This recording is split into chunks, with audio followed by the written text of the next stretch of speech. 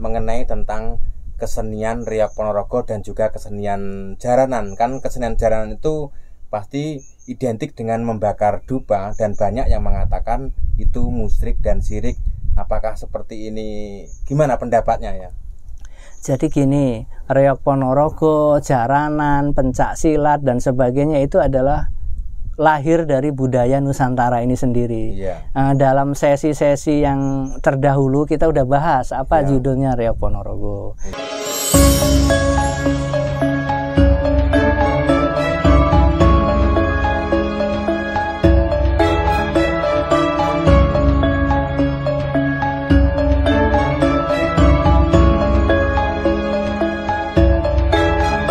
Saya masih ditemani Mas Wasi Teguh dari Jakarta. Nah, kali ini saya akan membahas tentang budaya yang ada di Nusantara atau khususnya yang ada di Jawa. Karena di Jawa itu banyak sekali kesenian-kesenian dan juga budaya-budaya adat istiadat yang ada di Jawa. Ini untuk kedepannya gimana Mas? Seandainya orang Jawa ini meninggalkan budaya Jawa, itu apa efek dan dampaknya?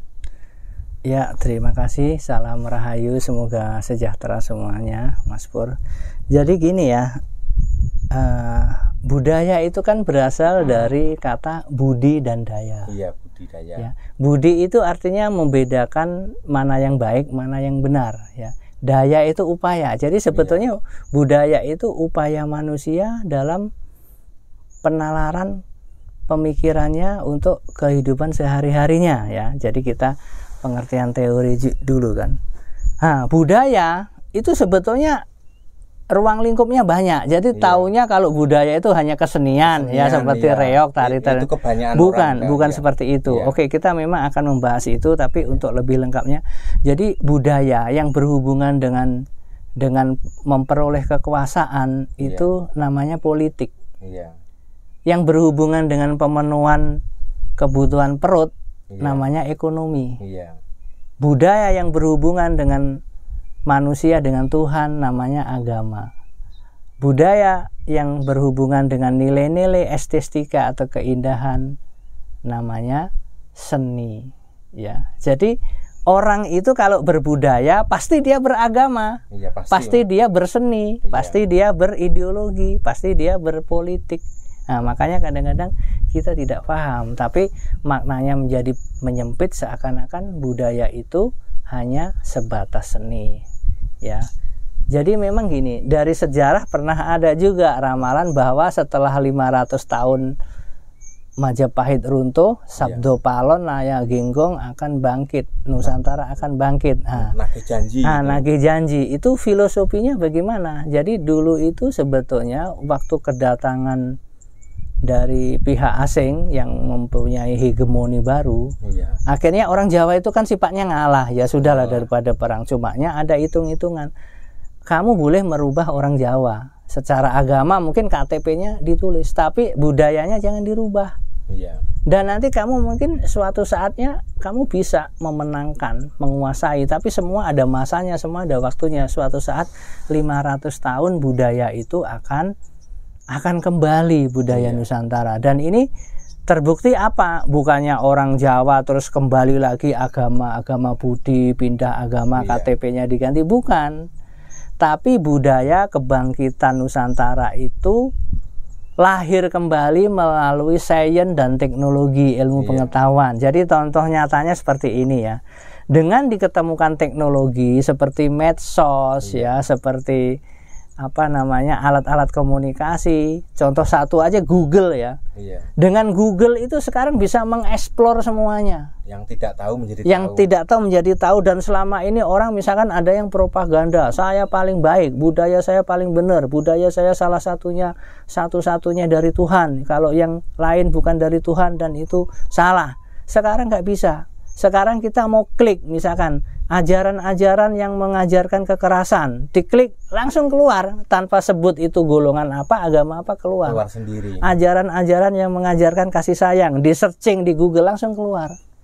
Jadi intinya generasi muda sekarang itu akan berubah ya. Berubah dengan Media sendirinya. sosial dan teknologi itu akan menguliti semua ya, hal-hal yang membodohkan kita, yang membagongkan kita. Jadi contohnya gini, zaman dulu budaya makan enak, makan telur. Kamu jangan makan telur, nanti kamu dapat nilai 0, jadi goblok, jadi bodoh gitu kan.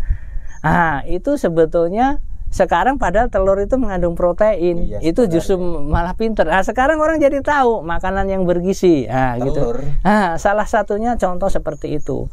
Terus misalkan budaya-budaya atau ajaran-ajaran bahwa matahari itu adalah mengelilingi bumi, nggak taunya sudah ditemukan Google Map. Ya. Terus habis itu bumi itu adalah datar. Kalau kamu percaya bahwa bumi itu bulat, kamu akan keluar dari agama kamu, itu akan merusak akidah kamu. Ya mungkin orang-orang yang sudah terlanjur dia fanatik silahkan, tapi yang generasi muda sekarang nanti akan berpikir. Jadi generasi muda sekarang itu punya budaya, tidak gampang percaya dengan cekoan doktrin-doktrin doma-doma yang tidak masuk akal. Nah, anak sekarang dia compare, dia mencari perbandingan apa iya sih gitu loh. Iya biasanya seperti itu. Misalkan kamu ini tidak boleh kalau misalkan suro tidak boleh hajatan gitu kan. Kenapa? Oh, ternyata suro itu terjadi pembunuhan keluarganya ini pada dibunuh, makanya ini hari berduka cita. Oh, kalau kita kan bukan keluarga ini, ngapain harus dilarang. Hal-hal yang seperti itu, budaya-budaya itu akan berubah ya. Yang banyak dibicarakan di media sosial atau dunia nyata itu mengenai tentang kesenian Riok Ponorogo dan juga kesenian jaranan. Kan kesenian jaranan itu pasti identik dengan membakar dupa dan banyak yang mengatakan itu musyrik dan syirik. Apakah seperti ini? Gimana pendapatnya ya? Jadi gini, Riok Ponorogo, jaranan, pencak silat dan sebagainya itu adalah lahir dari budaya Nusantara ini sendiri. Dalam sesi-sesi yang terdahulu kita udah bahas apa judulnya Riok Ponorogo. Jadi intinya kalau untuk membakar dupa ya, dupa itu kan sebenarnya simbol wewangian. Dupa itu merupakan alamnya para roh-roh suci atau para dewa, bukan menyembah setan. Jadi dupa itu adalah simbol wewangian atau silih wangi. Maksudnya kita dengan menggelar Riok Ponorogo atau jaranan ini, kita saling memberikan kebaikan sesama teman sama saudara untuk silaturahmi, saling memberikan kasih sayang. Ya kalau menurut budaya Jawa ya nggak apa-apa, kecuali bakar dupa untuk nyari nomor, untuk nyari togel, mungkin itu kurang pas ya. Tapi kalau tujuannya untuk mengharumkan suasana biar ini ya tidak masalah sebetulnya. Dan Riok Ponorogo, jaranan itu merupakan kebudayaan adiluhung yang harus kita lestarikan. Namanya suatu bangsa itu harus punya identitas budaya. Suatu bangsa jika kehilangan jati dirinya dan kebudayaannya dan mengikuti budaya asing, itu sebetulnya bangsa itu sudah merupakan bangsa-bangsa kehancuran.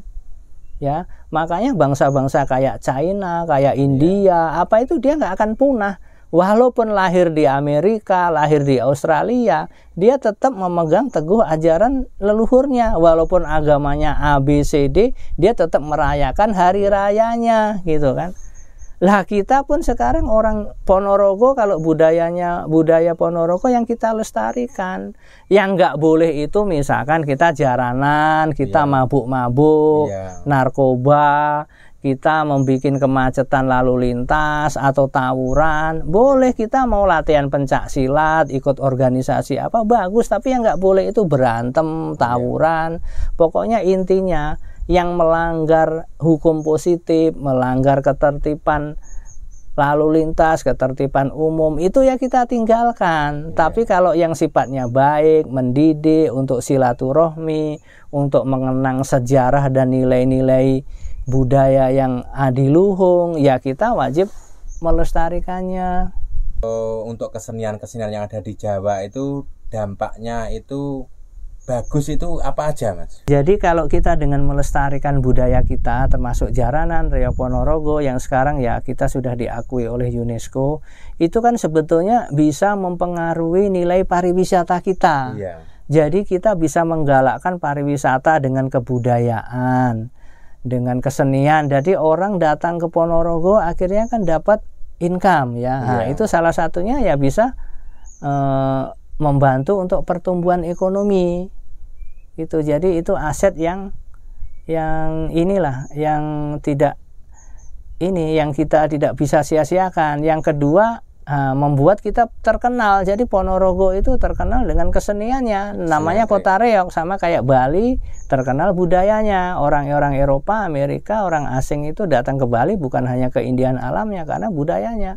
Dan Ponorogo pun yang mempunyai nilai-nilai bagus ini ya harus kita lestarikan untuk mendukung ekonomi kerakyatan di Ponorogo. Dampak negatifnya Mas, kalau kita orang Jawa itu lupa dengan budayanya kita, itu apa Mas? Dampak negatifnya. Jadi gini, ya kalau kita sih berdoa mudah-mudahan kita tidak hilang Jawa nih, kita tetap nguri-nguri, dan tadi udah dijelaskan dampaknya kita kalau menguri-uri budaya, negara akan tetap adil, damai, timbul kerukunan lah, terus menambah devisa dari seni-seni tadi, menambah ekonomi di masyarakat kita.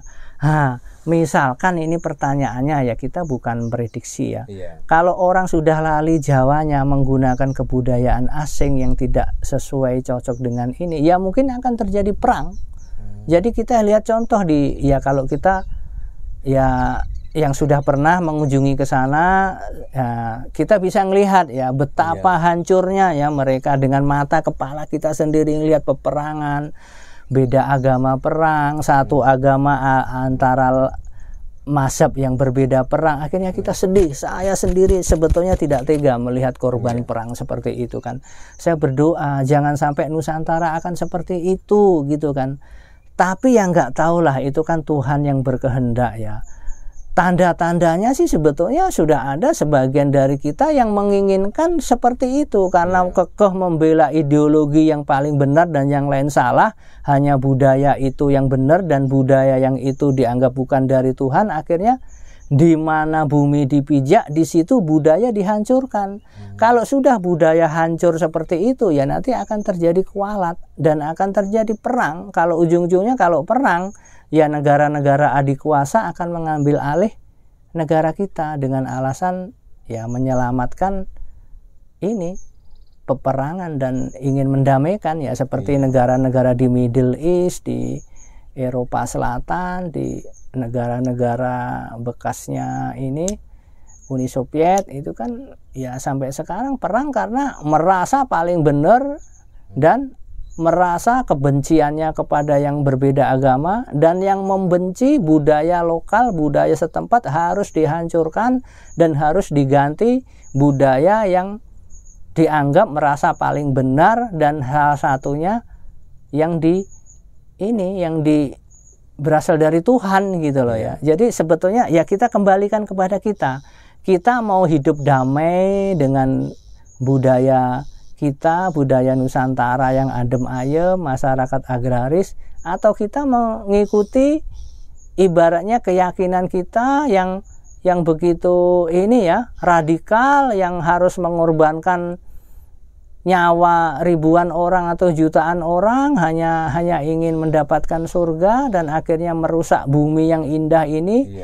Ibaratnya menjual bumi yang indah ini, ingin melihat surga yang masih dalam ilusi ya. Jadi memang dampaknya semua bangsa ini, nggak hanya di Indonesia aja, yang meninggalkan jati dirinya dan kebudayaan bangsanya, dia akan hancur. Pasti hancur. Iya, jadi ini sudah terbukti ya di negara-negara yang saya sebutkan tadi. Saya tidak mau sebutkan negara ABC, nanti ada yang tersinggung, walaupun saya rata-rata pernah mengunjungi di negara itu ya. Saya pernah, jadi saya pun pernah bekerja di situ untuk mendamaikan mereka yang bertikai itu. Jadi saya berdoa supaya Nusantara tidak akan seperti itu.